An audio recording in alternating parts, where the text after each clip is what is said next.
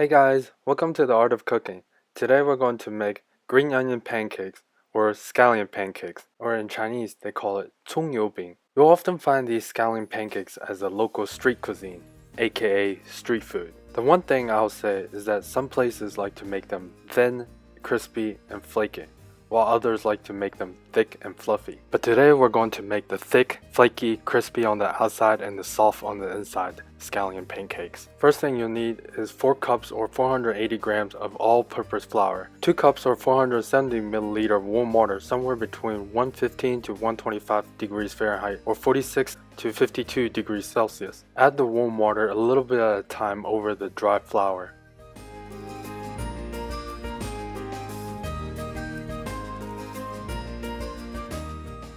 Lightly knead the dough just to combine it together to form a dough ball.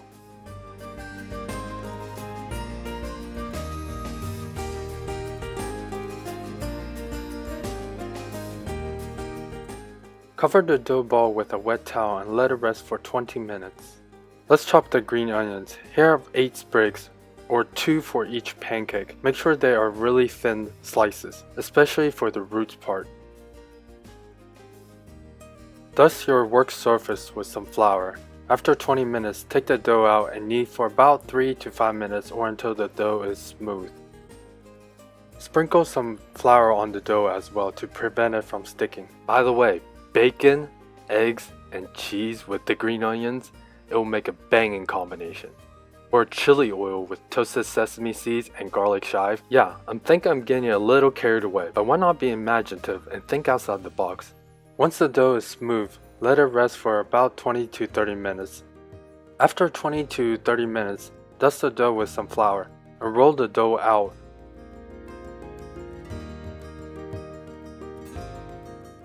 Make 4 equal proportional cuts. If you want to make it smaller, you can cut it into about 5 or 6.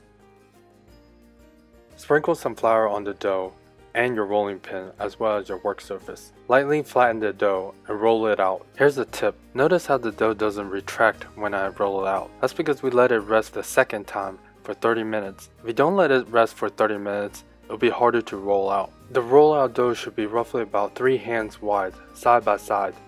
Sprinkle approximately half teaspoon to 3/4 teaspoon of salt and spread it evenly. 1 to 1.5 tablespoon of oil or lard. Lard will actually make the scallion pancake taste real good. Grab one side of the dough and flip it. This will spread the oil evenly. Sprinkle a handful of green onions, about 2 sprigs, and roll the dough up. Then tuck one side in and roll as if you're making a cinnamon bun.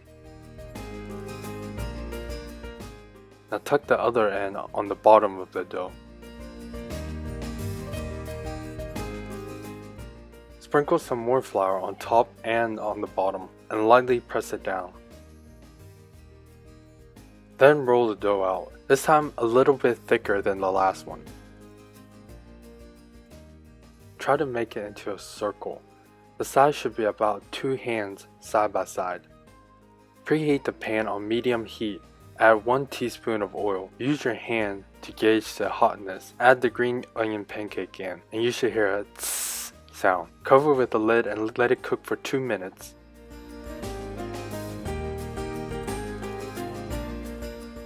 After 2 minutes, flip the pancake over and cover it with the lid again. Cook for another 2 minutes. After the 2 minutes, flip the pancake over and check the other side. Make sure both sides are evenly cooked. This side has less oil, so it will look like this. In order to make the outside crispy, we're going to brush it with a little bit more oil on both sides.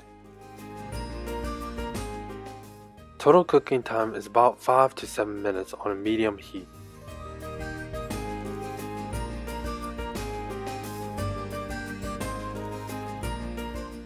Here's a tip. Due to the humongous size of this pancake, you want to make sure to move the pan around. This will allow it to cook uniformly.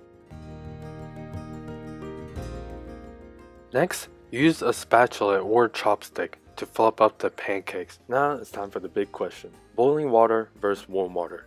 Does it matter which one to use? Yeah, a little bit. You see, adding boiling water directly to the flour, you actually denature the proteins. Some degree of the gluten can still be formed, but because cooked proteins aren't nearly as stretchy as raw ones, it's not as elastic as cold water dough, therefore easier to use. On the other hand, if you use warm water, gluten is formed through kneading, which makes the dough tighter and more elastic. This gives the pancake some chewy texture. Upon initial rolling, we want to roll the dough out to approximately 5mm thin. Rolling it thin will create multiple layers in the middle, thus the soft texture. That's why it's crucial we let the dough rest for 30 minutes before we roll it out. It's sort of like making pizza dough, but at a higher temperature. Therefore, in my opinion, I think it's better to use water around 120 Fahrenheit or 50 Celsius, as this cooks some of the dough, which makes it easier to handle, but at the same time, it provides some elasticity. So I hope you enjoyed this tutorial. Make sure to like, subscribe, and leave a comment below. Thank you for watching.